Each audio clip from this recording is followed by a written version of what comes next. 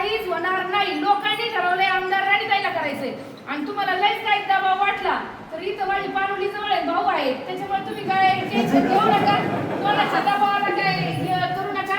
कारण ही जी इलेक्शन आहे, जे दबाव म्हणजे जे दबाव आणतात त्यांच्यासाठी सुद्धा मला सांगायचंय. कारण माझं आणि त्यांचं पण दैवत कैलासवासी वसंतराव झावरे पाटील साहेब होते. मग ज्यांनी वसंतराव झावरे पाटलांच्या पाठीत खंजीर खुपसला त्यांच्याबरोबर जायचंय का आपल्याला? नाही जायचं ना. ज्यांनी वसंतराव झावरे पाटलांना संपवलंय आज आपल्याला खऱ्या अर्थाने त्यांना संपवायचंय आणि ते संपणार आहे. आपण किती पण काय केलं तर राणीताई आमदार होणारच, यात कुठल्याच प्रकारची शंका नाही. पण असं नको व्हायला तर तुम्ही आता विरोध करायचे आणि परत राणीताईचं शिफारस पत्र जोडायचे, मग ते मात्र जोडून दिलं जाणार नाही. भाऊ बरोबर आहे ना? भाऊ बरोबर ना? ते शिफारस पत्र लिहायचे बरोबर आहे ना? आता तुम्ही विरोध करायचे आणि परत येताना राणीताई मिनिस्टर झाल्यावर शिफारस पत्र घ्यायला यायचे, मग ते मात्र दिलं जाणार नाही.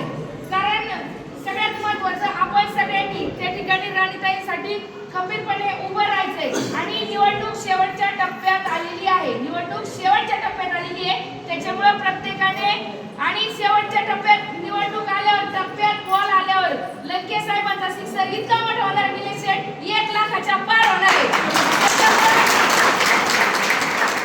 त्याच्यामुळे कोणी किती पण उड्या मारल्या आणि काही पण केलं, उद्या कोण आलं पण तिकडं अजितदादा जरी आले तरी अजितदादांनी आधीच तालुक्याला सांगितलेलं आहे का निलेश लंकेंनी 2000 कोटी रुपयाचा निधी पारनेर तालुक्यात आणलेला आहे. हे कोणी सांगितलंय?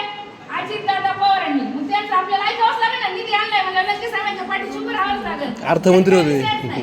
त्याच्यामुळे आणि माझी परत एकदा राष्ट्रवादीचे जे प्रामाणिक कार्यकर्ते आहे, राष्ट्रवादीच्या कार्यकर्त्यांना विनंती आहे, कारण जुन्या राष्ट्रवादीच्या कार्यकर्त्यांचं कैलासवासी वसंतराव झावरे पाटील हे दैवत होतं. वसंतराव झावरे पाटलांना ज्यांनी संपवलं त्यांना आज आपण संपवायचं आहे.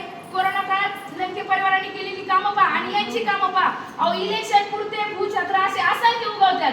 1 2 3 4 5 7 8 7 12 पण काहींचे नंबर आहेत, त्याच्यामुळे त्यांचे पण 7-12 निघतील, त्याची पण काही कोणी काळजी करू नका.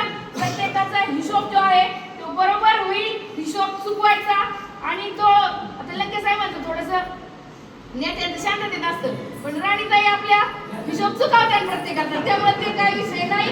परत एकदा तुम्ही सगळेजण राणीताईंच्या पाठीशी खंबीरपणे उभे राहा. लंके साहेबांची वाघीण 1 लाखाच्या फरकाने आमदार होणारच आहे. तुम्ही सगळेजण त्या घटनेचे साक्षीदार व्हा अशी मी पणेकरांना विनंती करते. कोणाचा काही दबाव असेल काही असेल तर बिनधास्त फोन करा, आम्ही